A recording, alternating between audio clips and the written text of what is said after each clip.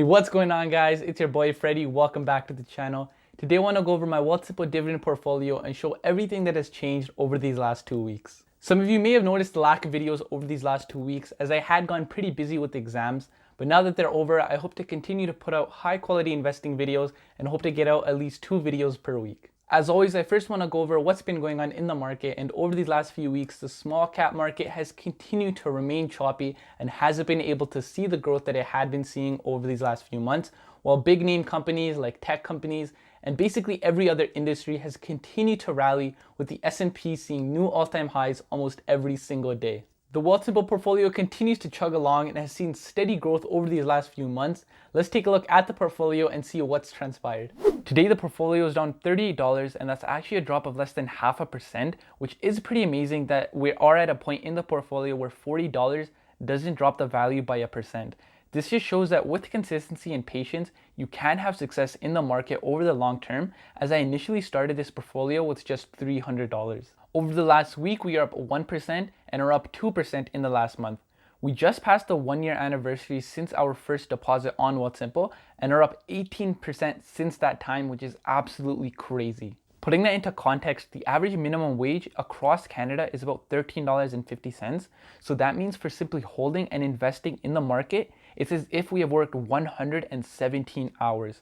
That doesn't even include the dividends we have received, which we will get into later on in the video. I also have a 1-year review on WealthSimple video planned, and that will go into more of a deep dive on WealthSimple and go over everything, as I have been getting some comments on how WealthSimple really works, so stay tuned for that. It is very likely that we will slow down a bit in terms of growth, as I was investing quite heavily during the pandemic drop, but I hope to continue to at least match the market, which on average returns 10% per year.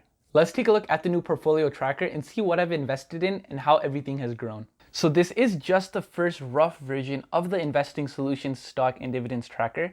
I have just started to work on this tracker with the hopes of getting it to you guys in the relatively near future.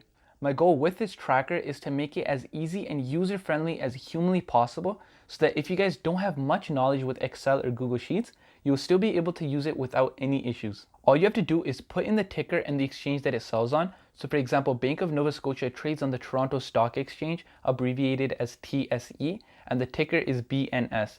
And the second you input that, it pulls up all of the information you need, including current price, percent daily change, and percent and dollar profit and loss.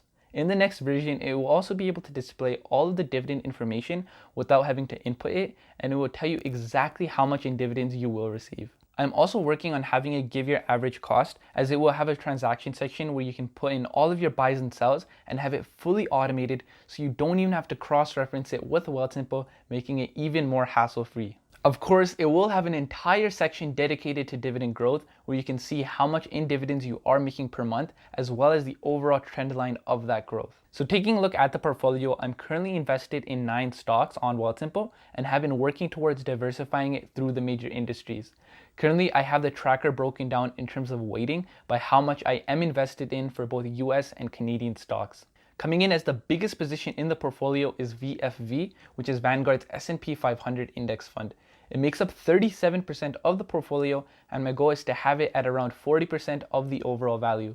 This ETF tracks the 500 largest US companies and on average has returned 10% per year.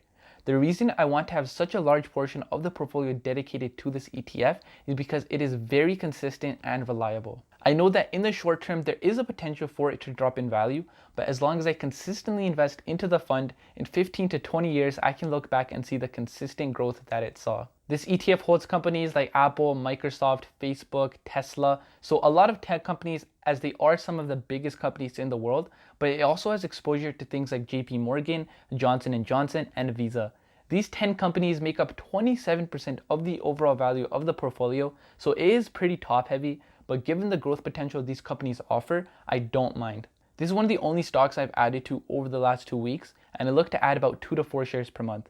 Recently, it has become more difficult to add to, as I usually look to buy on dips, but given the crazy run we have seen for the S&P, we haven't really had much of an opportunity to buy on a dip. Nonetheless, I am trying to keep true on my dollar cost averaging method and bought 1 share at about $92.50. Next up is Bank of Nova Scotia, which makes up 18% of the portfolio. And as you can see, it has seen crazy growth over this last year, as it is up 40%. Canadian bank stocks saw insane massive dips during the start of the illness, and I was looking to get into them given how solid their dividends were, and I saw it as an amazing opportunity to add heavily during that time. I don't expect as much growth for them over this next year as they have gotten back to all-time highs, but I hope to get at least 5 to 10% growth on top of the growing dividend yield, and the dividend is very phenomenal at 4.6% even after the crazy growth that it saw. QQC is the other ETF in the portfolio, and it tracks the top 100 Nasdaq companies. The top holdings for this ETF are very similar to VFE, however the rest of the ETF is more focused on tech companies. There's more exposure to companies like Adobe, Zoom, Nvidia, and PayPal. I started to invest in this ETF around September, and in about 6 months it's up 17%, which is absolutely amazing. Telus is the fourth largest Canadian company in the portfolio and makes up about 9% of the overall value. The stock has been a bit turbulent since I started buying in with the share offering, but I honestly think it's a great buy at the moment as the future in terms of 5G seems to be very bright and the dividend is also very, very solid. CNR has also dropped off massively over the last 2 weeks as they have been in a bidding war with their largest competitor Canadian Pacific to merge with Kansas City Southern, which is another massive rail company in the US that has rail connections all the way to Mexico. I will be making an update to CNR in the top 3 dividend stocks to watch for May video coming up in a few days, so stay tuned for a full analysis on this situation. The final company in the Canadian dividend section of the portfolio is Algonquin Power and Utilities, which is one company that I am extremely confident in going forward. Over this next decade, the switch to renewable energies should come in full force, and the wind, solar, and hydro infrastructure that AQN is developing should grow right along with it. I also have some US and more spec-oriented companies in the portfolio. Tesla is a company that I have a lot of conviction in. They have so many different revenue sources and their growth potential is off the charts. However, I won't be looking to purchase any more of this company in this portfolio because of the high fees that WealthSimple charges for US companies. Palantir also has some amazing potential ahead with their big data analytics, and their revenue growth over the last few years is crazy, and they have a lot more growth ahead as they get more and more contracts with large companies. Finally, Jumia is doing some really sweet stuff as they are basically the Amazon of Africa. They have been able to see crazy revenue growth and are positioning themselves to become a big name in the e-commerce place. As these companies are more speculative, I don't want more than 10% of the portfolio in these companies, and preferably under 7% is where I'd like to be. This recent sell-off has been a good opportunity to slowly add into these companies, but I won't be looking to add any more than where I am currently. If you guys are interested in me doing a video on these more growth and spec-oriented companies, I can for sure do that, so just let me know down below.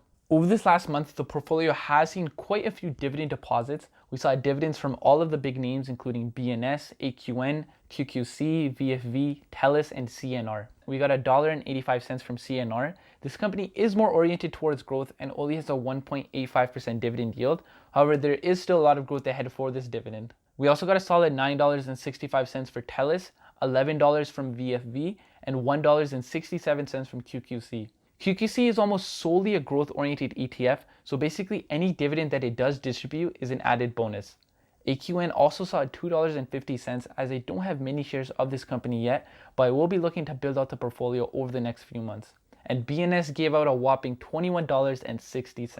On the watch list for this week is one share of Ryocan. This is a REIT that I'm looking to start to build out.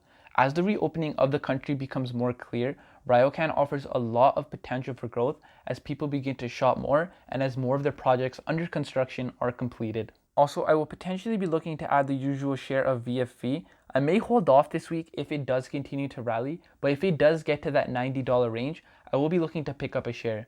Also, I want to add to CNR. I think there is more of a dip ahead as the bidding war doesn't have a clear winner yet, but because I am holding for the long term, I do want to take advantage of the dip. Well, that is the update to my WealthSimple dividend portfolio. Let me know how your portfolios have been doing over the last few weeks and what's on your watch list for the week ahead. Also remember to let me know what features you guys want to see in the dividend tracker and I can for sure add them. Also remember to hit that like button if you guys did enjoy and consider subscribing for more investing videos like this to come, and I'll see you guys in the next one. Take care.